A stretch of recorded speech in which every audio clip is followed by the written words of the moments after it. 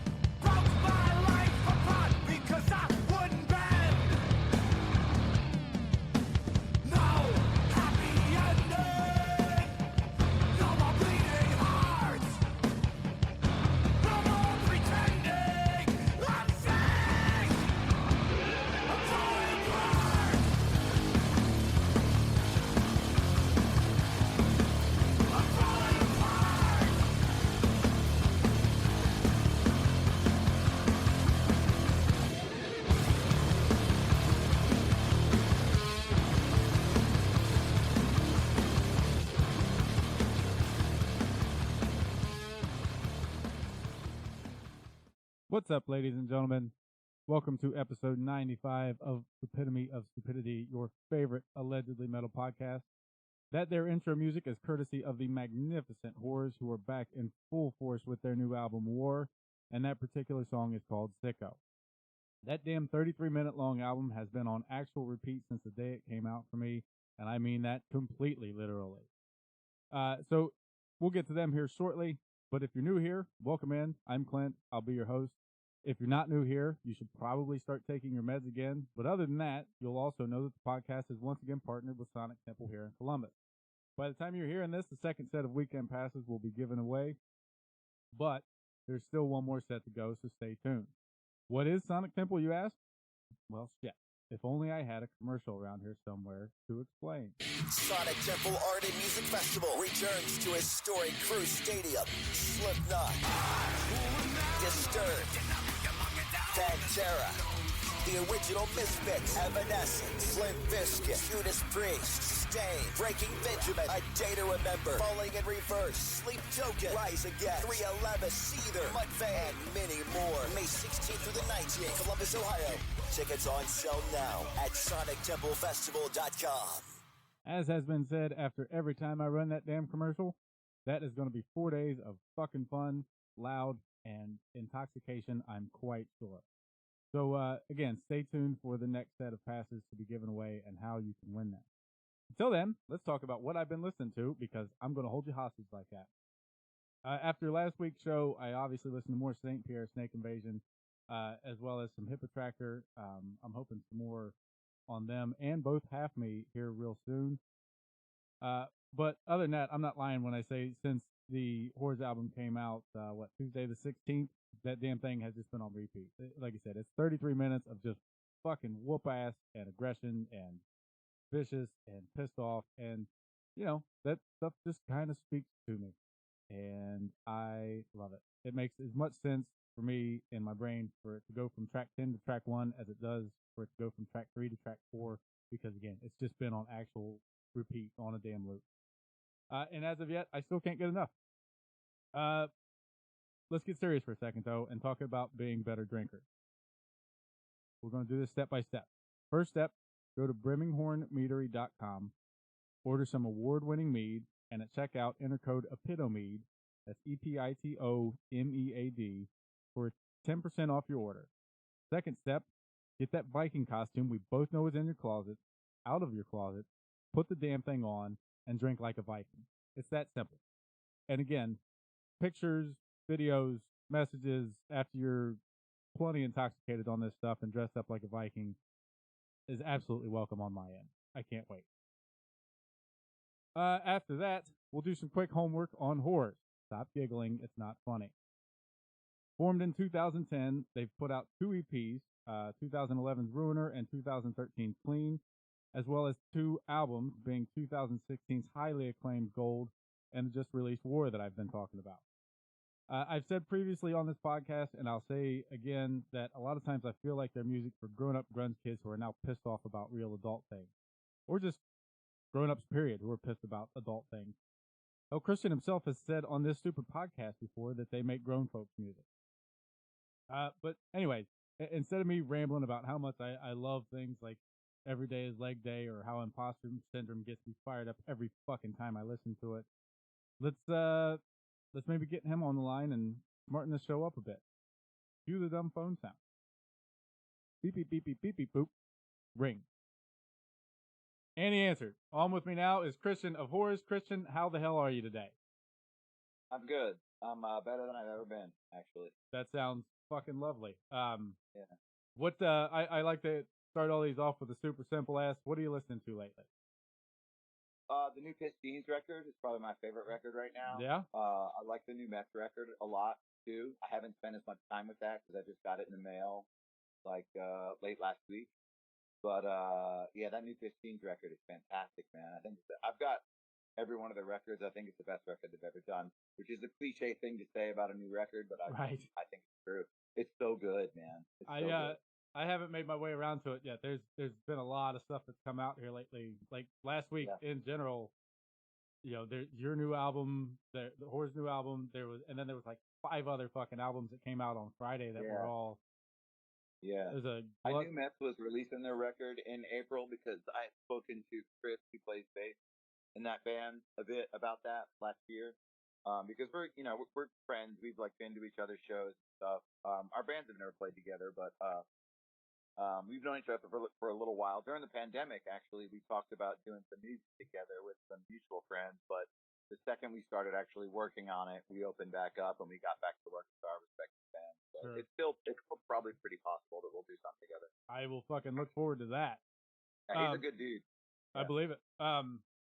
Before we get to the new stuff, let's do the whole Back to the Future thing and start with a retrospective type thing here. With what was it that made you want to start with music, and what drives you to keep at it? Well, I always loved music, even when I was a little boy. Like I loved it over sports or movies or toys or anything. It's always my number one thing. And I didn't really know that I could do it, or I didn't even know how it was made, because when I encountered it as a kid, it was completely fully formed, and I had no idea what the process was to actually make music, and I didn't think I could do it. And then I had the same experience that a lot of people had, where I heard music that was not super sophisticated technically, just like American hardcore specifically, and had that revelation that I could do it, and then started playing music. So I've always been absolutely obsessed with it. I listen to music a lot more than I play it, and I think that's really key. I did one of those Ask Me Anything type deals on Instagram last week, and a couple different people were asking me about songwriting stuff, and listening to music is really important. And like, if you're worried about lyrics, reading is really important. Like, it's strange because they both feel like passive experiences, but they don't have to be. You can listen to something actively and really be pulling it apart. And I think it's one of those things that once you do it enough, you'll build the neural pathway, and then you'll do it reflexively, and you won't even have to try to listen actively. You'll just start pulling it apart as second nature. So that's, listening to music is the most important thing. And I think what keeps me going now is the feeling that I get when we hit that. I hate to sound like, touchy-feely, but that flow state that people talk about. It doesn't happen all the time, but once in a while, when you're physically playing music, whether it's at practice or studio or live or whatever, sometimes you'll hit this feeling that you can do anything, and you can't make a mistake. And it's very hard to get into that state, but because you think you could think your way into that state, but that's because it's a thinking thing that's happening, but you can't. You have to act your way into it. And once you have practiced and played a specific thing enough times that it's not challenging for you anymore, you can start sort of thinking about it separately as you're physically doing it. And I never knew that could happen until it happened to me. And then the couple of times that it has happened, I've just been chasing that feeling like it's a high. Sure. It's amazing. Yeah, I believe it. The feeling of not having to care about whether, not necessarily not having to care, but like It's a non-issue, yeah. Right, just knowing that, no, this is going to fucking work and this is going to be awesome. Yeah, and then you can start trying other stuff, you know? Sure. In the moment. It's pretty great. For someone like me who's never, you know, I'm not a real accomplished musician, and I'm not humble bragging. I'm just not, but I also don't really want to be. I don't care. But, you know, for it to happen to someone like me tells me that it can happen to anybody. You just have to put in work, you know? Sure. I actually saw the Ask Me Anything threads that you were talking about there, and I believe your exact response was something to the effect of listen to more rad music. Yeah, it's true, man. It's true. What is some of the rad music that's got you to where you're at? Well, it really changes, and like it's funny because there's both people who don't actually really like music or have a personal relationship with music will say this, and then people who are music fanatics will say this, and that's I like everything. It's like it's funny because it can mean I don't actually like anything, Right? or like I don't really think about it too much, or it can mean I'm possessed, which is what I am. I was just texting with a friend of mine before we started talking about how I'm possessed. Like I don't there's not I can't even say there's not a day that goes by. There's not an hour that goes by that like I don't think about it, you know? And I don't know what that is because I don't really come from a real musical family or anything. It's just I got the bug and it just hasn't gone away since I was a little kid, you know? So I don't really remember what the question was. The influences. Yeah. So it's changed over time. Like, you know, when I was a real little kid, it was just stuff that was on like FM radio in South Florida, so like classic rock stuff. You know, that because Florida, at least at that time, was a good decade behind the rest of the country or the rest of the sort of urban centers of the country.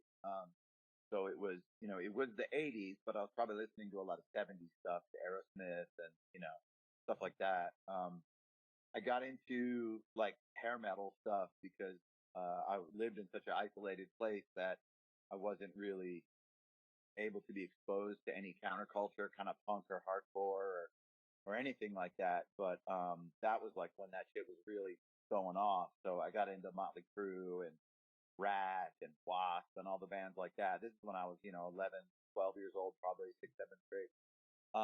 And then I started hearing at the same time, I started hearing both bands like post-punk bands like The Cure and Bauhaus and Love and Rockets, of course, also.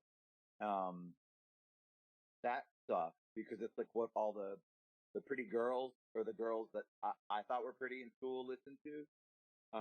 And then at the same time, all of my male friends who skated, and these gender barriers, the walls have come down. Sure. Yeah. Which is great. But in the 80s, they were, you know, they were there. My friends who were skateboarding were all into hardcore and specifically American hardcore. Like we all liked the Sex Pistols and stuff. And to this day, that's my favorite record of all time. And I always say it, but it's the one Sex Pistols record. But, Minor Threat specifically, Black Flag. I got into that music, and that was the thing I mentioned at the top of our conversation about like I was able to figure out how to play those songs, both The Cure and Minor Threat, even though they're opposite ends of the spectrum aesthetically. What they have in common is that they're both sort of outsider music, which appeals to me very strongly at a very early age. So both those two things made me have that experience, that come to Jesus experience that a lot of musicians have, where you can see yourself in it, and it doesn't feel like it feels like you're a part of something instead of a spectator. Sure. Yeah. So that happened at a really young age. And then, you know, through college and early adulthood, I was really into the whole grunge explosion, of course. And, you know, people retroactively have termed noise rock. It's like it wasn't called that at the time. Right. That's a very modern term. But a lot of that stuff that was just big, heavy, loud guitar music, but it wasn't, you know, like in that kind of metal world or whatever. So I really got into that. I got into a lot of sort of indie rock in the 90s, Sonic Youth, Pavement, and Superchunk and Dinosaur Jr. I love to this day. So like and then over, you know, and then now in the current day, I listen to so much different stuff. I mean, people love to shit on that band Turnstile because they're getting famous and stuff, and they're fantastic. Yeah, Turnstile are fucking great. Oh my God, it's like go to a show. They even say it directly in one of their records, like you got to see it live to get it, because there's this. I don't like using the word community because it's a gross modern bullshit word, but you can feel the give and take that happens at their shows. You could feel it at Against Me shows back in the day too, where it really means something to people, and it's overwhelming. It'll make me like get choked up in the moment. It's so cool, and yeah, stuff like that. I want to be able to have that same experience with my band. Sure. You know? Yeah. And speaking of your band and kind of the outsider thing, and all these relatable topics music wise, let's go ahead and jump to War. What has the reception been thus far? Well, very good. Very good. And I was really concerned, because I try so hard to do this stuff, and I think a lot of people do, but like I put so much of myself in it, and in my honest self in it, and not trying to be something, but really trying to get down to a level of authenticity that I'm so close to it for so long that I take it more seriously than I should. It's just a rock band, but like it's so important to me that I put these unrealistic expectations on it, and then I think like this is not as good as what we've done before, and it takes me a while to let it be out in the world and not listen to it at all, and then come back to it, and then I have the experience with this record that I've had with everything we've ever done. It's the best thing we've ever done. And it's like, it's difficult when I'm in the moment to think that, because I already know I have a better one in the tank. I got a better 2 or 3 in the tank, So like, it's so hard for me to live in the moment. I'm either in the past or in the future. And the pleasure of life is living in the moment. And I know that intellectually, but it has to happen naturally for me to really internalize it, And that's happening now. Like, a lot of people have said some really nice things, so the reception's been great. Short answer. And rightfully fucking so. I guess to kind of jump around on my end at least, and in relation to what you're saying there, did you feel? It sounds like you felt pressure to live up to Gold and the previous EP. Oh yeah, I mean, but not outside pressure for myself. Yeah. I mean, I know that our band means a lot to some people, and I just don't want to let those people down. That's the number one. The number one thing is pleasing myself, but I don't think I am able to please myself 100%. So I have to be content with don't let the people down that are counting on me. And my follow-up there that I have written down is, at what point did you realize that you successfully did that? And based on what you said previously, it sounds like that's starting to happen now. Yeah, I mean, it just happened like last week. Yeah, because I haven't, I had to listen to the record all the way through to make sure the spacing was correct once it got uploaded to streaming stuff, because sometimes songs will start a hair late or they'll end a hair early. So I literally just put it on and let it play just for technical reasons. But I had that experience and I'm like, this is bad, man. Fuck yeah. It's weird. So, and like specifically that song that you mentioned, Hostage Therapy, before, like when we first started talking, like, I didn't know people were really responding to that song for some reason. Like, we don't have it in our live set, but we're probably going to put it in our set because so many people have said nice stuff about it, Fuck yeah. That's got to be a pleasant surprise, right? Yeah. It's, you can never tell what people are going to like or what they're not going to like. It's impossible. Have you had that experience previously? Yeah, for sure. I can never tell what. Yeah, because I mean, I have my favorites, and I have ones that I don't like as much, and like I would never reveal either of those things to the public because I don't want it to color their experience or think that they're supposed to like something or supposed to not like something. I will say that I will never put a song on a record that I'm not behind 100%.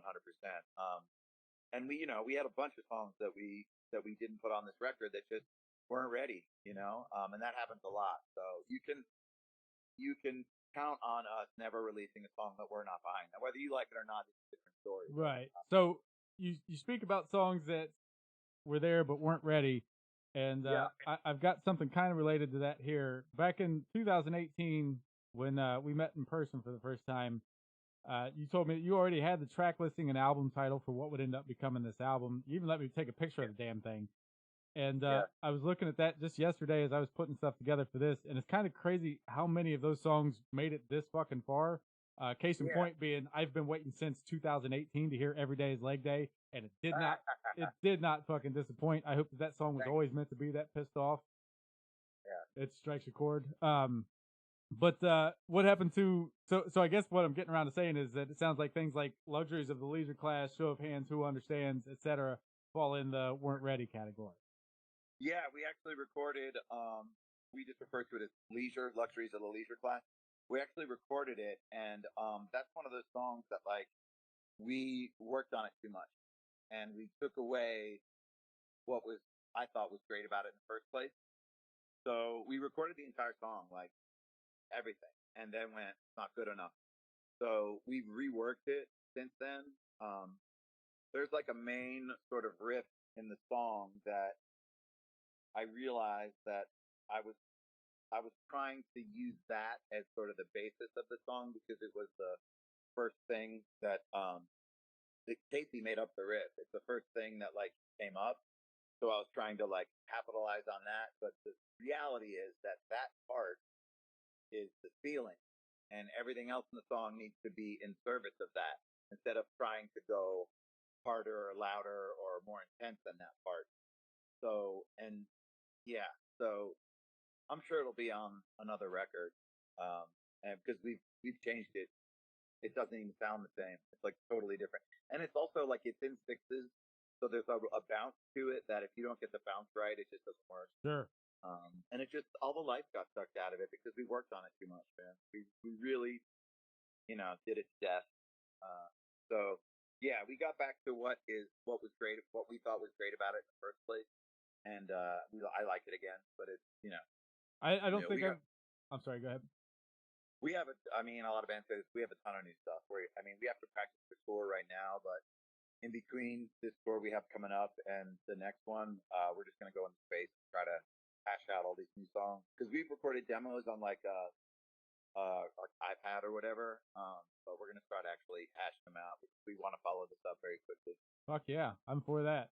And I mean, at 33 minutes, it feels like, especially with what you've just said, it feels like it's some version of the old "Kill Your Darlings" type thinking.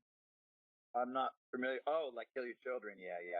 I know that what you're talking about. Whenever we're writing set lists, we have that discussion too. Like, you don't want to leave something out. You're like, I love that song, and like, yeah, it's a bummer, but you have to do it. Sure. Yeah. Keep everything as strong as possible. Yeah. So from 2016's Gold to 2024 with War, this album's been a long time coming. Let's walk through the cycle of how it came to be, from pandemics and drummers to injuries and everything in between. Yeah, it's a pretty long story.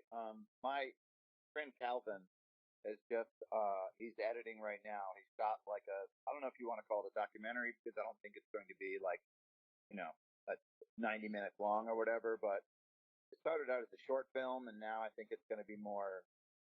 Said he has a lot of footage, and it's basically detailing, because I knew the first question people are going to ask us is what took so long, and every single interview it comes up, and it's like life is the short answer, sure. And when I keep talking about all the different things that I've been through and the band has been through in that interim, it just sounds like I'm complaining. So like I don't really like talking about it too much. I mean, the short version is, we had to go through a couple different band members. I had 3 pretty serious injuries, 2 of which required surgery, and then the global pandemic. So, I mean, that each one of those things would set us back a year or 2 years. I mean, I was in physical therapy alone for almost 3 years, like because of the different injuries. Sure. And like, it makes it pretty difficult, man, to do anything else except, lick your wounds. Make it through the damn day. That's kind of what I was doing, and that's also why like I've been dropping weight now because like I put on a bunch of weight because I had so many injuries, and I'm taking it off now. But like, yeah, it's just life stuff. Everybody goes through it. I mean, we lost 2 different parents of the band. I mean, pets, like so much stuff, man, so much stuff. So it's like I need to think of a succinct answer to that question because everyone asks it and it's a fair question, but like It's not like we were sitting around. It's not like we were uninspired. We had life stuff that got, you know, even though we didn't want it to, that got in the way of the band, you know. And at this point, it's old and tired to say, but at the same time, it's not like anybody plans for a fucking pandemic. Yeah. What can you do there? That was 2 years that just got taken from us, man. Right. And I understand it, but like it was a weird time, man. For sure. There's no need to elaborate there. It was just weird is the right way to fucking say it. That was a fucking weird time. We couldn't even go to band practice because like we practiced in a small enclosed room, and we wouldn't able to be 6 feet away from each other in that size of that room. We would have to practice in a bigger room, which is just not an option. No, absolutely not. So yeah, it was tough, man. Speaking of succinct ways to put it, it seems like Quitter's Fight Song might be some version of a succinct way to put it, where you seem to be going hard about things that have happened, but also just refusing to go down and taking each day. Yeah. I mean, I kind of want to use the word anthem, but I don't want to be fucking lame about it, and because that makes. I don't think that's a lame word. Yeah, I think we strive for that. I don't. I mean, luckily, I'm old enough now that I'm allowed to do what I want and like what I want, and it doesn't define me as a person. So, like, if someone say they're a hoax or it's anthemic or something, cool. That doesn't mean anything bad to me. I get why it would to some people, but like, I like to make songs that are like hummable. Sure. I like music like that. So, yeah. That I had that riff for a long time too before we turned it into a song. And that song used to be in 7. And when it was in 7, I really liked the way the main riff sounded, but then the other parts that were with it weren't strong enough because they were also in 7, and like it just and 7's worked really well. Soundgarden does it all the time. I was just getting ready to say. Yeah, 7s can really work. But the whole song has to be in that feel. So I added an extra beat and made the main riff 8 counts, and then it all fell into place very, very fast. But as far as like lyrically for that song, it's I try to recognize both the good and bad in myself, and just be as sort of forthright as possible about what I'm feeling. And I try not to be super specific about what I'm actually talking about, just because I think I don't want to tell people what to think, but I try to make it like sincere, but open enough that it can be interpreted, sure, more than one way. So it's not hyper specific to one thing. Yeah, I mean, it is to me, but I don't want to reveal that to other people because I don't want to fuck up how they experience it. I was just talking earlier today about how Imposter Syndrome is one of those songs that every fucking time I hear it, I want to throttle someone or run through a damn wall. It just gets me fucking amped up in the best and worst ways. And there's no specific thing I get pissed at over it. There's no specific thing it takes me to. It just fucking builds up the rage. Song, oh God, it's so damn good. It's an angry song. We've got that in our set. We're playing that song.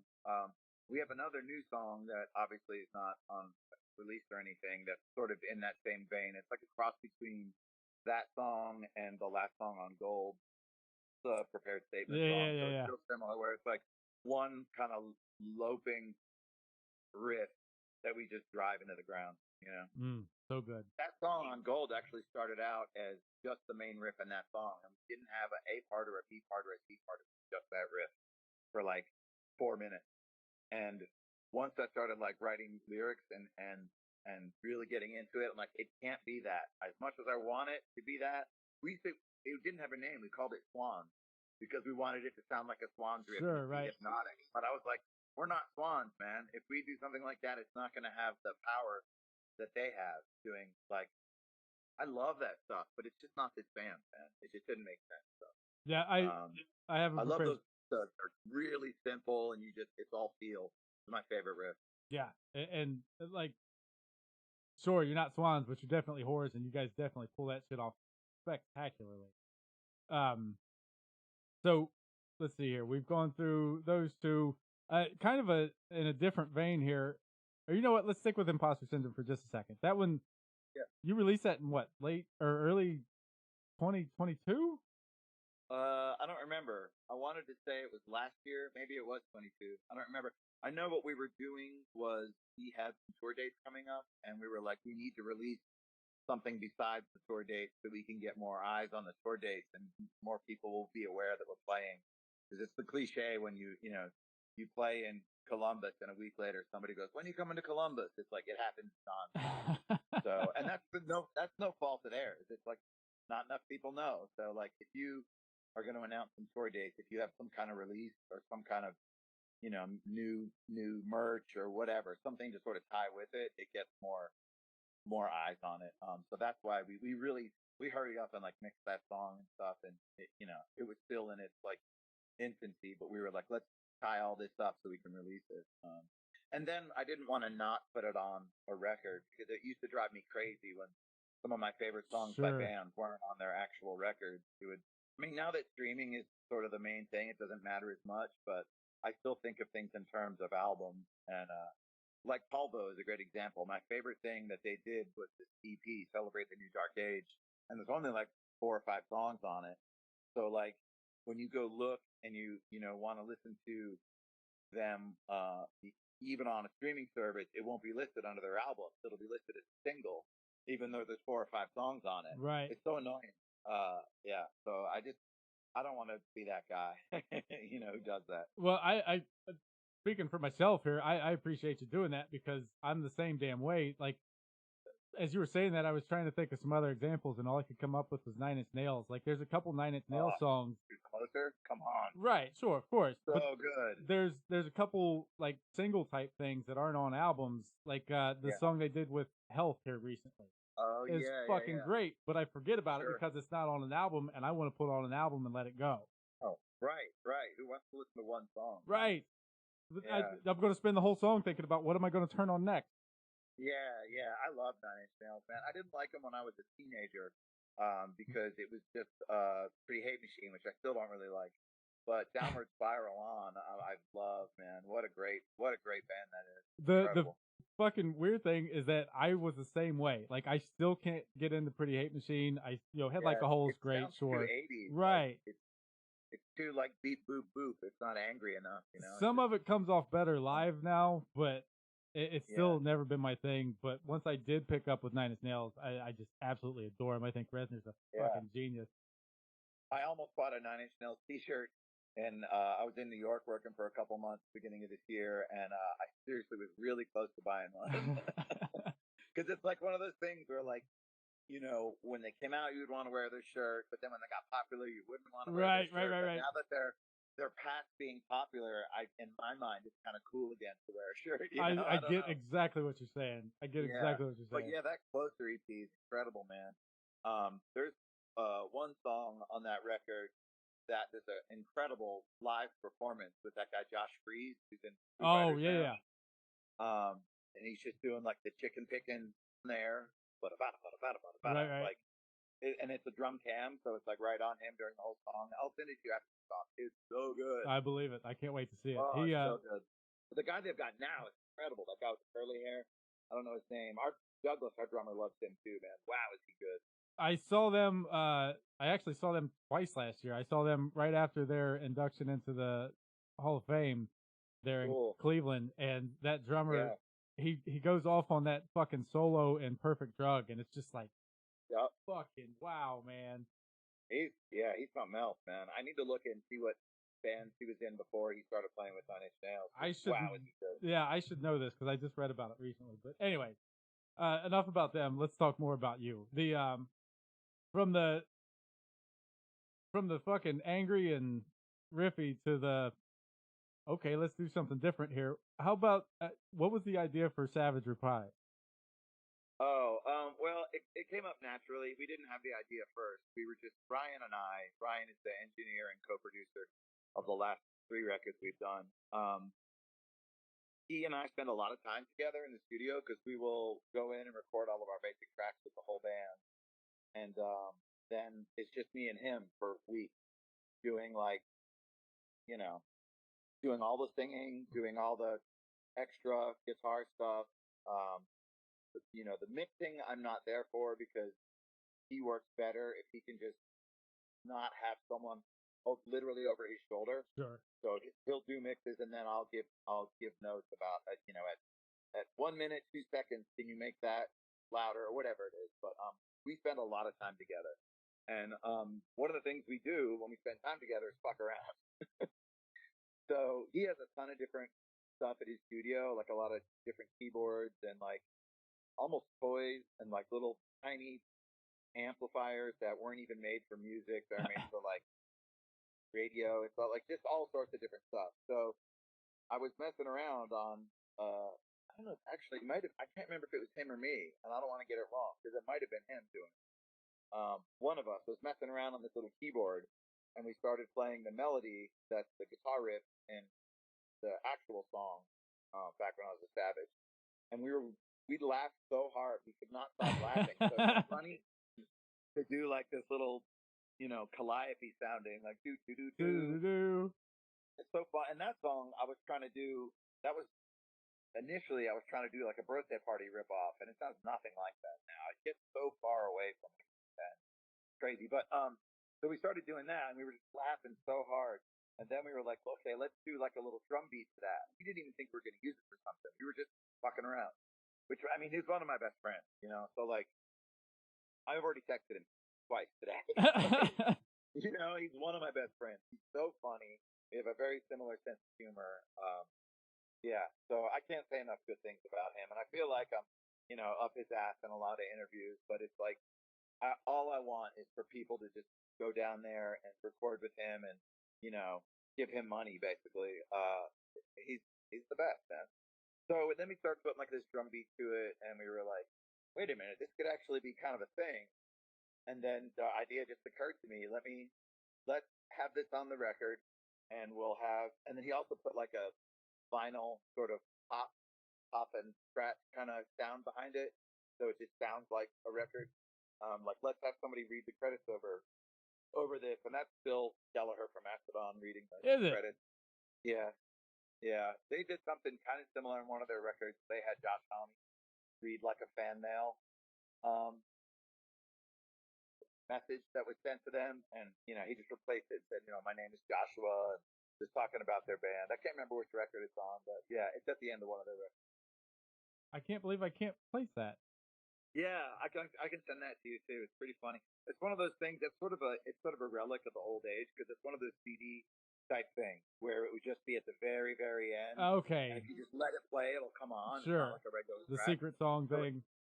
Yeah, so it doesn't really work in the streaming age. It doesn't really come off the same. But yeah, I remember hearing that and thinking it was just hilarious. So I don't know. You've got It seemed like and we also kind of wanted, because of the so much time that it took between records, we wanted to kind of keep it light, which is why it starts with the ridiculousness of me and Douglas at practice. Also, we just kind of wanted to keep it like loose garment, keep it light. Yeah, no, and I love that too, because you hear the laugh of whatever's gone wrong or just fucking around there at the beginning into that crushing riff, and then to end it like that, if you go to the Mastodon thing there, and it put me in mind of the 12 Precious Melodies or whatever it is there at the end of the Stone Temple Pilots album. But you mentioned Bill Kelleher. It seems like you guys have a kind of a long-standing relationship. He was on the AC/DC cover you did too, wasn't he? Yeah. I mean, he lives in Atlanta. He moved here from upstate New York, and probably like the mid to late 90s, like maybe 97, 98, something like that. Because he and Braun were playing in Today's the Day in Nashville, and then they were down here in Atlanta for a High on Fire show, and they met Brent Hine, who also plays guitar in Mastodon. Then they started Mastodon. So I've known him for a long time, man, 25 years probably. And we do stuff like we go get coffee sometimes, and like he owns the practice spaces where we practice. Oh, really? Yeah, and we shot our first video for the T-shirt song there, like downstairs there. The downstairs area used to be a big storage. There's like a garage with bay doors, but they built it out, built rooms there now. There's a studio down there now. West End Sound, shout out. Nice. We've recorded 2 songs there too. That guy Tom Tapley, who owns West End Sound, is a wizard. He's really great. But yeah, we're just kind of around each other, man. We've obviously never toured together or anything, but like, you know, if it comes up naturally, of course we'll do it. I would never ever, you know, hey man, Oh, right. you don't do that, man. If you're working, people see that you're working. They know you're available. I assume it'll happen at some point. Sure. But you know, it's just we just kind of we're just friends, you know. If it works, it works. Yeah. The speaking of tours, can you quantify how excited you are to get back out and start playing these things? Yeah, I mean, like you can hear, we practiced last night. I'm a crazy horse right now. My brain just kind of did a flip because my mom just sent me this song with Tom Jones singing with Crosby, Stills, Nash and Young, and I just did Crazy Horse. It made me think about that, so I totally got off track. I'm kind of like that though. I'll have like there's a woman who I've just started seeing, and like when we're texting, I have 3 different lines of logic going simultaneously, and I don't know what that is, but so that's what happened there. But yeah, I'm definitely excited. I'm ready to do it. I'm ready to be in the act of driving down the road and you know, playing our songs every night. And I kind of just want to get back in the groove of that, because like after Gold came out, we did that for the next 3 years. Like I barely ever worked. I do film work in Atlanta and New York. I do a couple different things, but so I was dipping in and out of that, but not much. And if we're able to tour, you know, between maybe 4 to 6 months out of the year, it's enough to live on. Just enough. Just enough. But it's enough. So that's my main thing, is I want to get back to the groove of that. So when we come home from tour, I don't have to immediately go back to work, and I can like think about new songs, and that stuff is so time consuming. And if I'm working, you know, it's pretty physical work, and it's just I can't really do. You know, I can go to band practice and we can practice our songs and we can practice the set for a performance. But as far as doing new stuff and writing songs and recording and all that, that requires a lot of, for me, it requires a lot of brain time. So if we're able to get back in the swing of really touring a whole bunch, we can put a record out quicker. Sure. You know? So that's the thing. What is an average day for you? Average what day? Yeah. Well, if we're not, I mean, on tour, it's a totally different thing. But if I'm in Atlanta and I'm not doing film stuff, I will tend to stay up pretty late. When I do film stuff, I generally have to get up very early. Like when I was up in New York working, I got up at 4:30 every day for 3 months. And it beats the shit out of you, you know. So when I get home, usually I'll stay up pretty late. I'll stay up probably, I don't know, 2, 3, something like that. And then I'll also wake up pretty late, like not quite noon. I mean, I got up at noon today, but because I had practice last night, I'm kind of beat up from it. But I'll usually, get up pretty late. I like to put on a record first thing. I've got my stereo it's not in my living room, but I have speakers in my living room, so I put on a record and make coffee. And if it's just me, I'll usually make like a Chemex thing of coffee, which is like this big carafe, which is supposed to be like a pot of coffee, but I drink the whole thing. So I'll do that. And then after I get the coffee in me and I'm not dead to the world, I start answering emails, fan stuff, and going on social media and seeing if there's anything that I want or need to respond to. Follow up on stuff, whether it's tour dates or art, or like we have a bunch of new T-shirts that are being made. So I've been talking with the guy who, Jeff, is one of my best friends from Austin. His company's called the Decoder Ring. He's done a ton of stuff for us. So he had sent me the designs for like the whole suite of new shirts. So going over those and talking about colors and quantities and all that kind of stuff. But it's band, like the nuts and bolts of band stuff. And once I'm done with that, I've got a little setup in my living room that's like a little baby amplifier and a little pedal board and 1, 2, 3, 4, 5, 6 guitars. I just bought my 19th guitar like 2 weeks ago. And then I'll usually play guitar for quite a while, like probably an hour or two. I try to make it a point of going out and walking like every single day. So then I will generally go out and go for a walk, and sometimes I'll listen to music on that walk. Sometimes I'll just do it without music. And then when I get back to my apartment, I'll have an idea for something new, whether it's lyrics or a riff or something like that. And then if we don't have band practice, I'm really into movies. So I'll either go to a movie. There's a theater right here by my apartment called Plaza Theater that's been here for almost 100 years now. So I'll go to a movie, or I'll, watch a movie at home or whatever. And generally during that time too, I'll have a guitar. If I'm at home, I'll have a guitar in my lap. If I'm watching a movie with someone else, I wouldn't do that. Sure, but if I'm of course. by myself, I just kind of keep it in my lap and just noodle around. Sometimes I'll have to stop the movie and, record something because I think it's interesting or whatever. And that's pretty much it, man. It really revolves around coffee and music. That's like, it's the second or third time in this conversation that you've said something that is strangely fucking, jigsaw puzzle fit perfectly with my life, where everything revolves around coffee and music. I do the alcohol thing too, but whatever. What's the best movie you've seen recently? Probably Zone of Interest. I don't know if you know about that movie or not. It's sort of about the I know the name, but I don't know the synopsis. Yeah, it's basically about a family who lives on the other side of the Auschwitz concentration camp. The father of the family is an officer at the camp, and it's sort of about the banality of evil, about how like the everyday of it creeps into people. And they don't show any of the torture that's happening in Auschwitz. You hear it.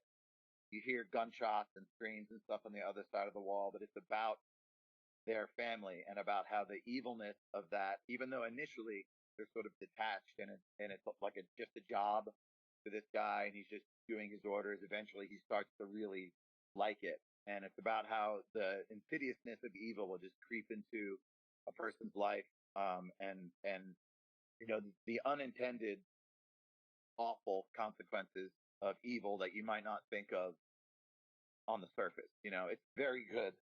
I think it won some Oscars, and it's very good. I will check that out. As you started saying it, I remembered that it was a World War II movie.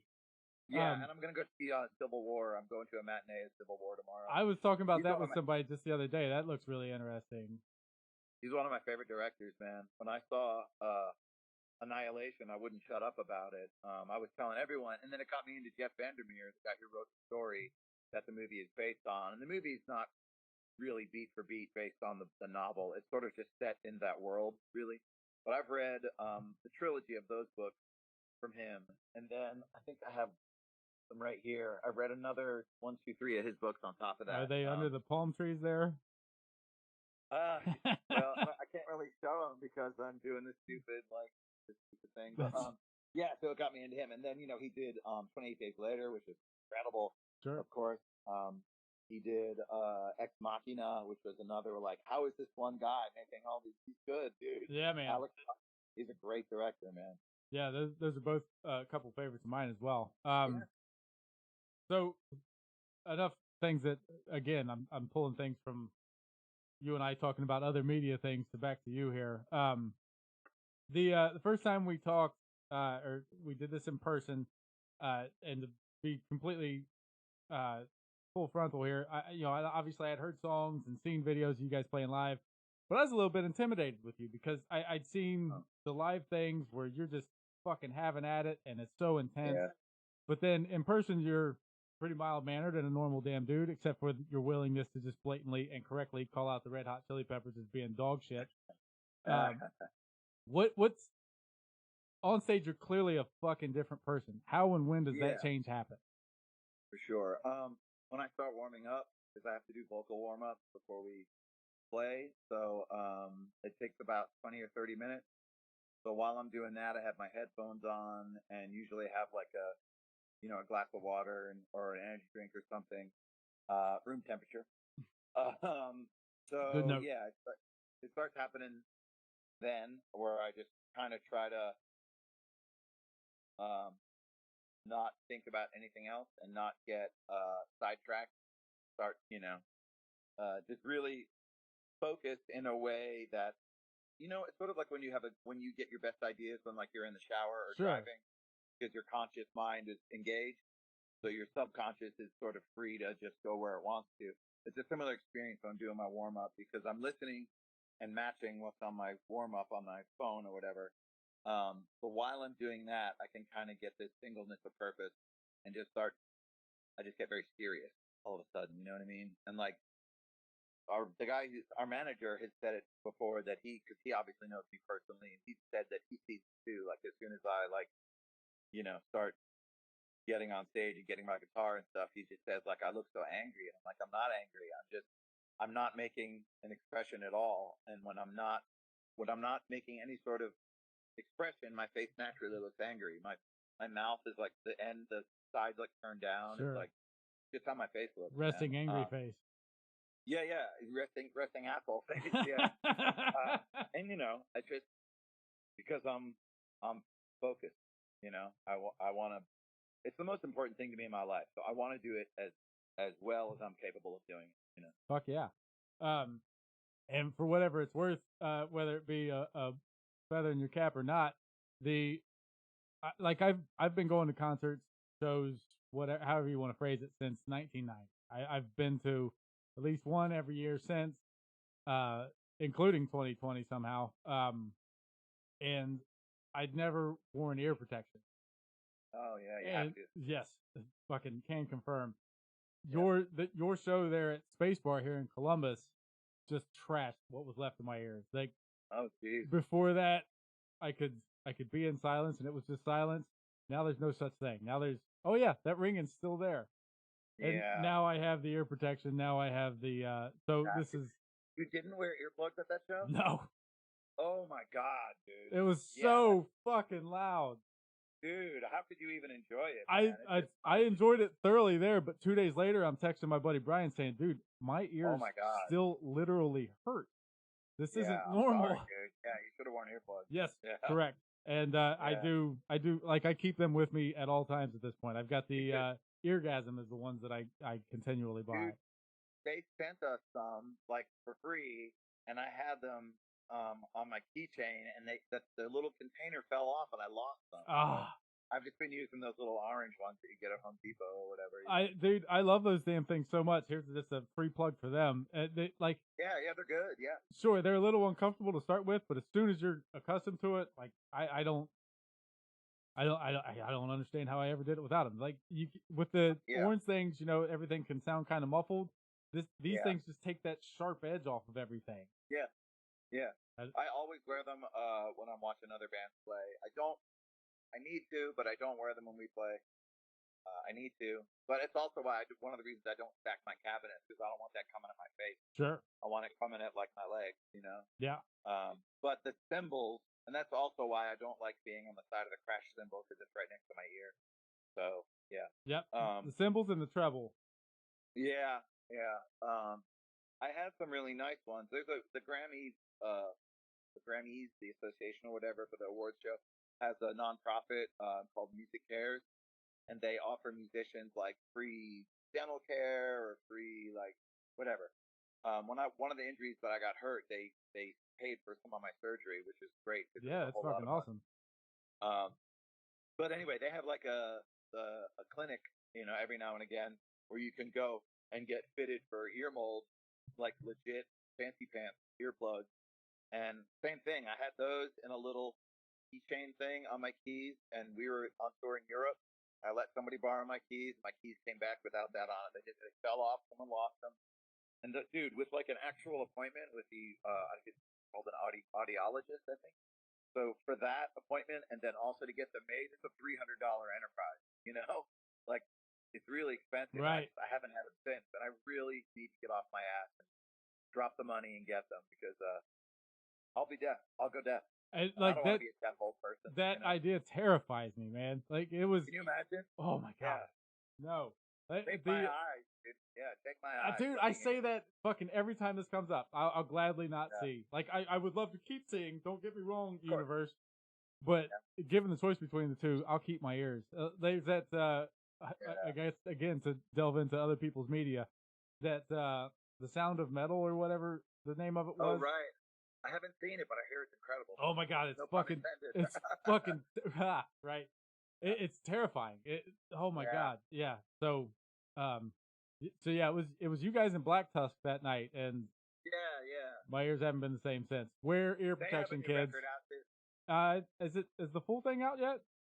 I don't think so. I think it's about to come out. Yeah, and I can't fucking wait.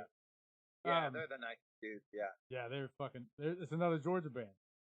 Yep. To kind of pull it back to you being a different person on stage, what's it like coming down from that? Well, I've specifically made this point to my bandmates that, like, I don't like talking about the set immediately after the set. I don't even like talking about it that night. If something went well, I'll say, like, hey, you did a great job, whatever. But if there's something that needs to be fixed, or if I want to say, like, hey, I'm sorry I messed up that part, or anything that needs work or that's a problem, I don't address it until the following day, because I will be emotional about it, and I will not. What I'm trying to say will be obscured by the shitty way that I'm saying it. You know, so I have to just absolutely just let it go and let it drift out to sea, and then come back to it tomorrow and talk about it. Kind of sleep on it. Yeah. And I learned that from experience. I would, early in the band, I would be really mad about something that, isn't that big of a deal, but it would be a really big deal to me. And I was bewildered. I didn't understand that no one is going to care about it as much as the people in the band care about it. No one. It's just that you can't. It's impossible. And I didn't realize that was a thing. So I would be really mad. And like, I remember one of my bandmates saying, like, I said, like, oh, that one part, this, that. And he was like, oh man, it was fine. And I'm like, yeah, it was fine. That's the problem. I don't want to be fine. I want to be great. I don't want to be fine. Fine is not good enough. Now, the message of that is that guy's an asshole. You know what I mean? That's how it reads. And, I know that now, but I didn't know it before. So now I just wait till the next day. And instead of saying, yeah, that's fine, fine isn't good enough, I'll do the thing that you do with improv when you're like an improv actor, when you say yes and. Sure. So you keep it in the world of positivity. And yes and, next time let's try it like this. Or, and you really, not only is it better for like interpersonal stuff and like makes people not fucking resent you, it's more effective as well, Yeah, I can completely see that, in that because you're just going to create animosity to come back. Of course. Whereas if you go about it the way that you're talking about, it can actually be, it's like constructive criticism without somebody getting pissed off or animosity thing. Right. Because you're not saying it was bad. You're saying we can make it better. Sure. And those sound like the same thing, but they're not. They're definitely not. Yeah. Douglas and I were just talking about this at practice last night, about how, like, it's the difference between what you're trying to say and how you're saying it, and they're different things, and they're both important, and it's a hard lesson to learn. I'm writing down what you're trying to say. Yeah. And how it's strange. You're saying it. That's fucking brilliant. Yeah, I mean, I didn't come up with it, but I've definitely experienced it. We'll start trying to round this into the end of this. You've had some pretty memorable lyrics, pretty quotable things. Like we started this with the "Every House is Haunted" thing before we pushed record. What is there one in particular that people throw at you more than others? As crazy as it sounds, there's a couple different people who've gotten tattoos of some of our lyrics. Different people respond to different stuff. But I remember when Douglas joined the band, he's been in the band like 3 years now at this point. But when he first joined the band and we first started playing shows, he was amazed that at the shows, he could look out in the audience and see all these people singing along with our lyrics. And he said, I've never been in a band like that before where people knew the lyrics. And I was like, dog, me neither. It's really special. And it's really special for me because, They're the most important part for me. And I just said this in another interview a couple of weeks ago, but like, I understand that they're not the most important thing for a lot of people, and that's okay. If the drums are the most important thing, or the guitar tones, or the arrangements, or the volume, or the screaming, or whatever is important to someone is great. But for me, the words are the most important thing. So when somebody responds to it or connects to it, it like makes me not cry, like sob cry, but I'm getting choked up right now just talking about it. It's a big deal. Fuck yeah. Yeah. Is there one that you get a lot? It changes. People do seem to, on the new record, people really seem to be responding to that hostage therapy song. I'm not sure why, what it is. I mean, I think people can relate to the idea of everyone having problems. So I think that's Sure. why that every single house is haunted. I think that's why that resonates with people. It definitely does.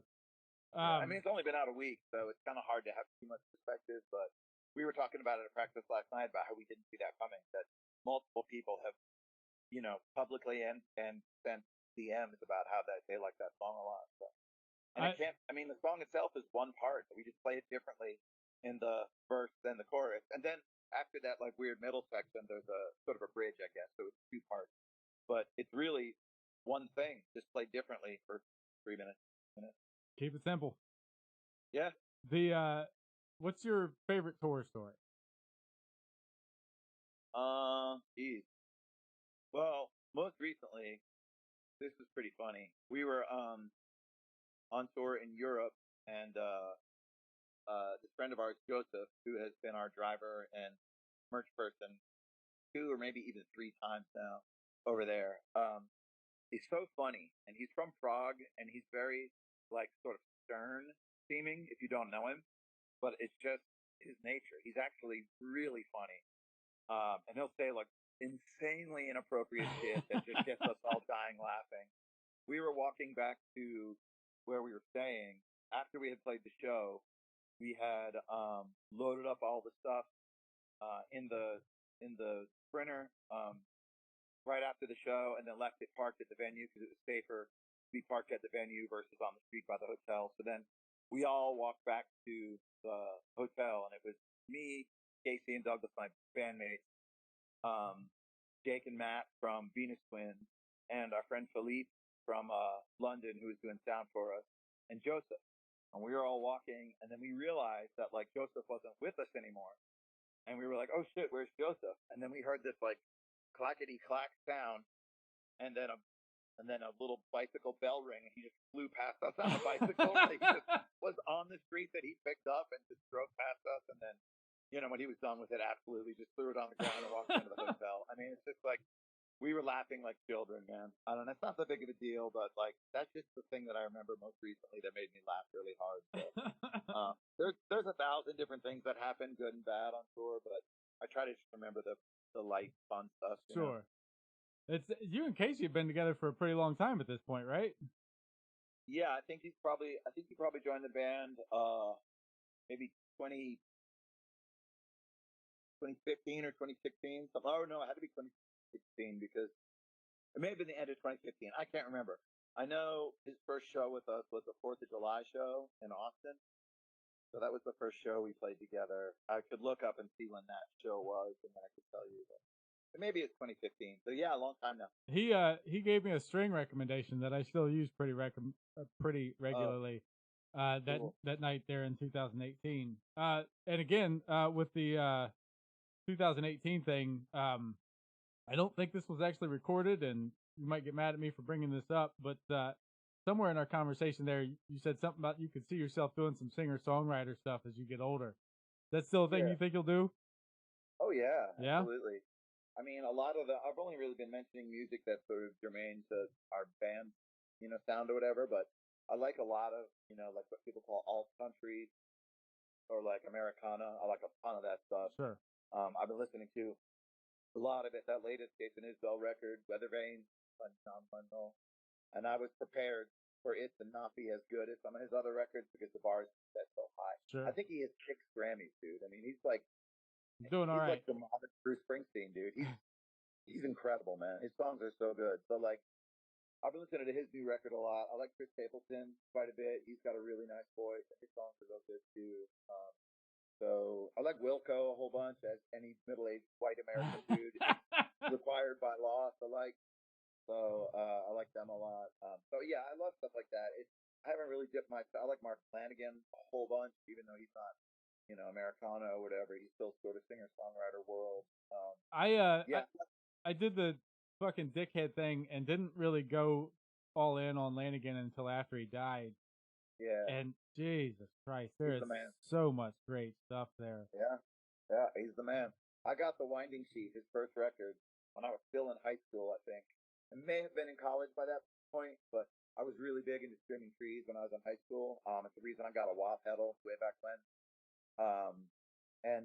I had heard that he did this solo record that Kurt Cobain was on. So I was like, oh my God, right. I'm going to go get it. And then, Nirvana made the Lead Belly Where You Sleep Last Night song famous, but like it was Mark Lanigan did it first, and Kurt Cobain plays guitar on that session. Like right. all the feedback and stuff in the background, that's him. Yeah, I actually just finished that Sing Backwards and Weep here recently. Yeah, have you listened to it? He reads it.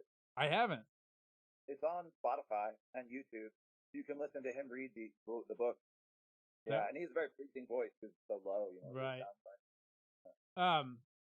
Let's see here. Let's find a way to wrap this up before we get into the stupid ways that I finish these things. How about the one last thing here we'll do before we do the stupid things is, what's a common myth that you would debunk about being in a band or being a musician? Well, we get paid last.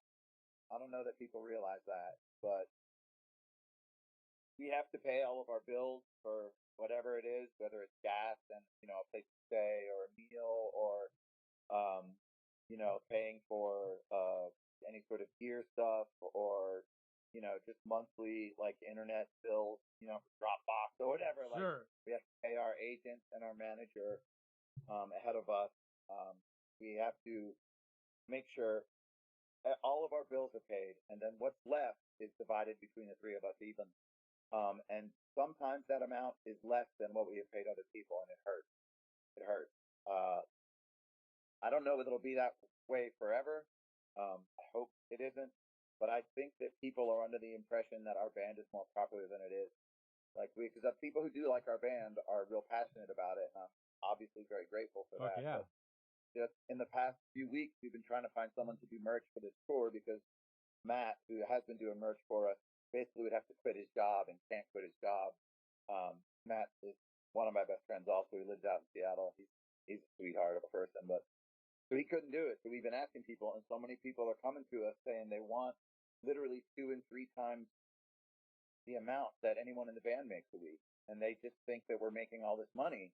And we're like, dude, we don't even have a tour manager. And then we pay a person to do sound. The person who does sound literally makes more than anyone in the band makes. That's okay. We've made our peace with that. We've accepted that for now is how it has to be.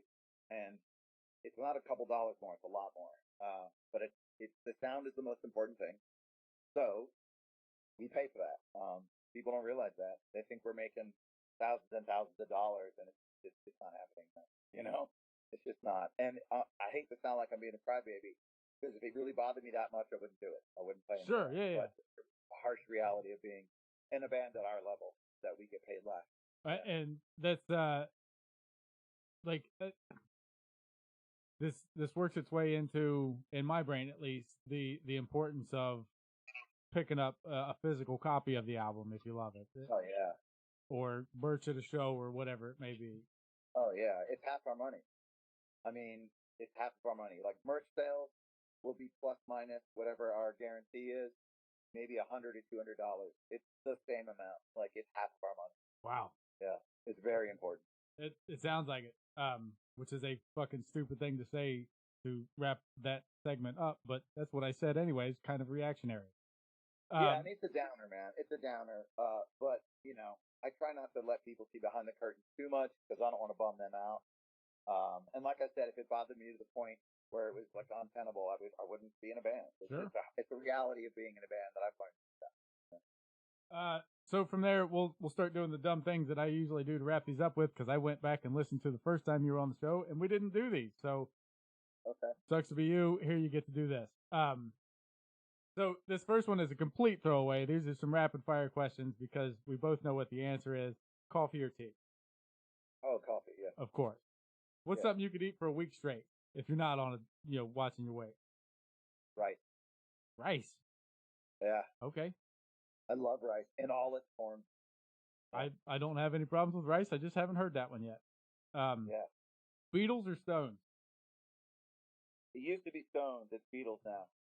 That's what Damien from St. Pierre Snake Invasion said last week. It was. I don't know. Maybe I need to listen to more Beatles. It's still the Stones for me. Damn it.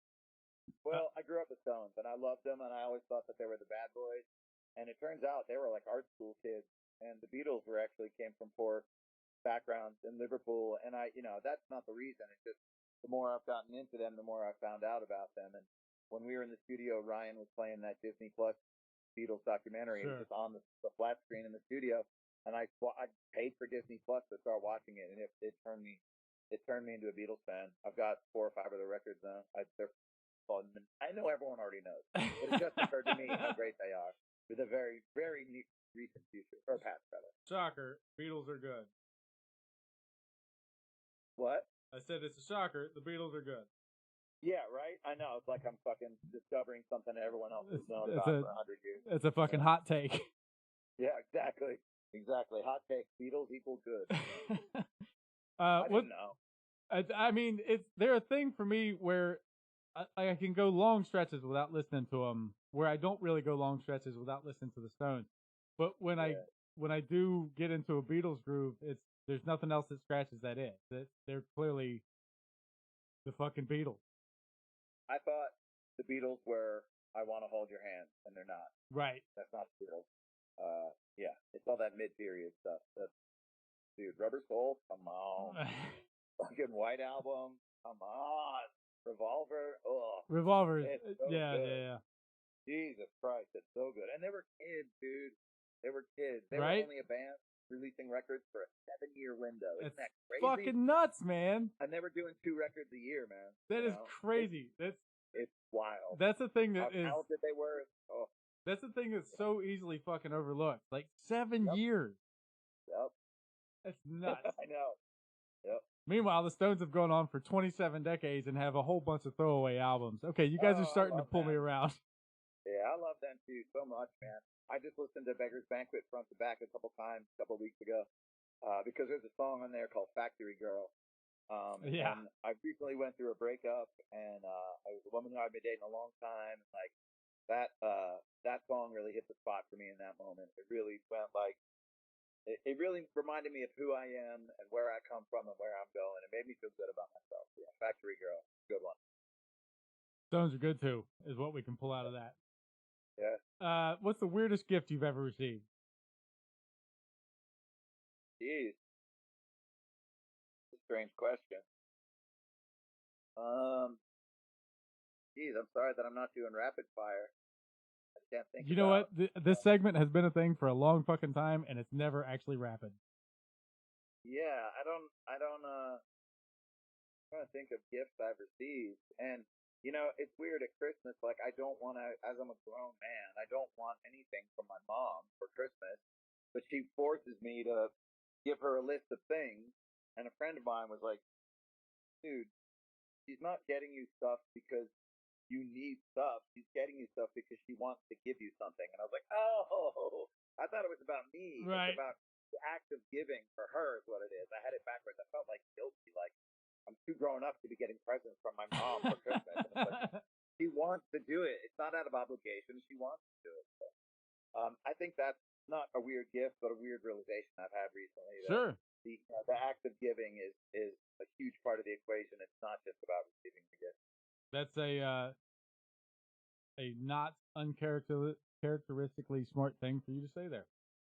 Well, I'm sober and have been a long time, and a big part of that is service. And I have learned in the time I've been sober that, like, people talk about love languages. For some people, it's like food or physical touch or like, words of affirmation or stuff like that. And mine is service. It's doing things for people.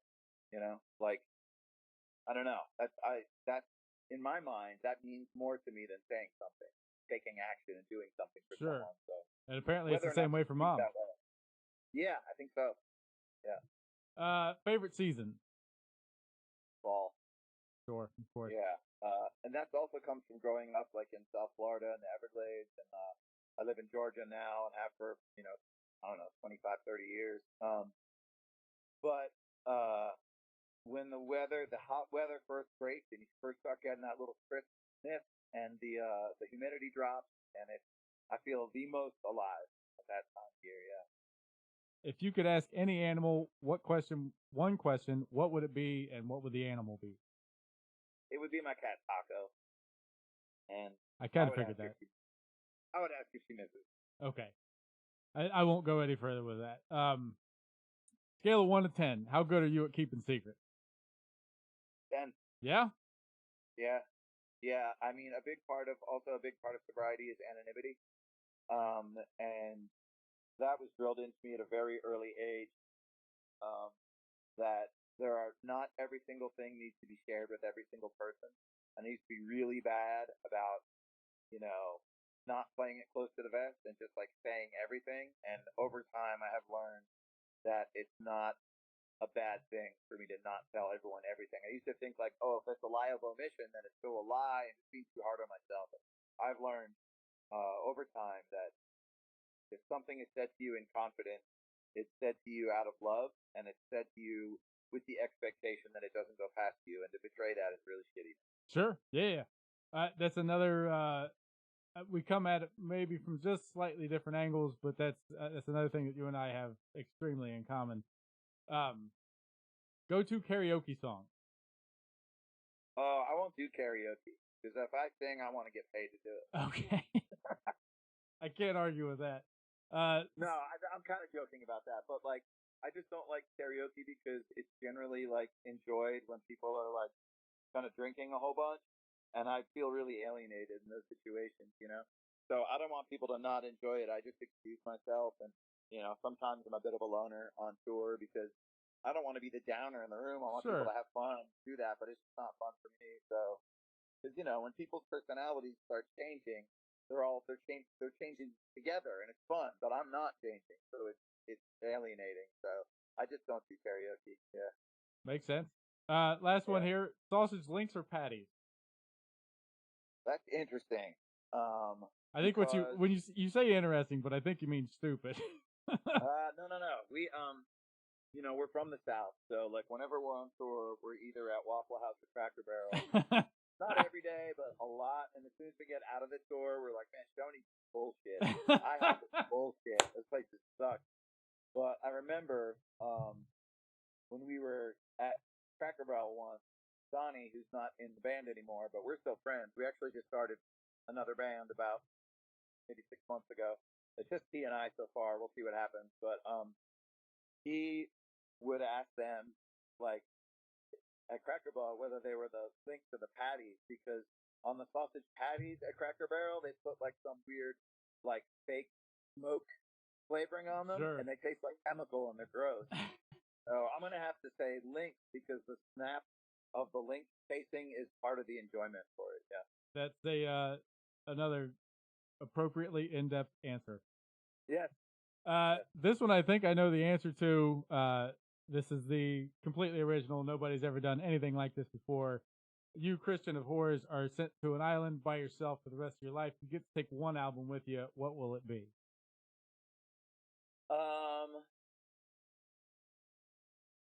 Yankee Hotel Foxtrot, Wilco. Okay. I kind of wrote down a guess here earlier, and it was Sex Pistols. I was wrong. Well, yeah, that's my favorite record for sure. But yeah, as far as like a record changing over time, like that's a record that I can listen to years apart and get something different out of. Yeah. Okay, great. This is where I'm going to end it here, man. Thank you for Christian of Whores for joining me today. Not for the first time in this episode. I'll note that I've had the new album War on actual repeat since its release, and I can't recommend highly enough that anybody hearing this do the exact damn same thing if you're not already. Thanks continually to the sponsors Sonic Temple and Brimminghorn. More Sonic Temple info giveaway coming soon. Follow the podcast and Whores on all the socials. Review us on iTunes and give stars on Spotify, please and thank you, as well as being sure to subscribe to the podcast wherever it is that you're listening to it from. Christian, this is where you get to be released of me, and I'm going to turn it over to you to introduce Sicko so we can end this thing properly. Okay. Before I introduce it, I want to say come see us live because yes. that is what the band is. Records are great and they're fun and all that stuff. Come see the show. It's a different thing and it's important. So I'm Christian Lembach. I'm in a band called Whores. We have a record called War, and this song is called Sicko.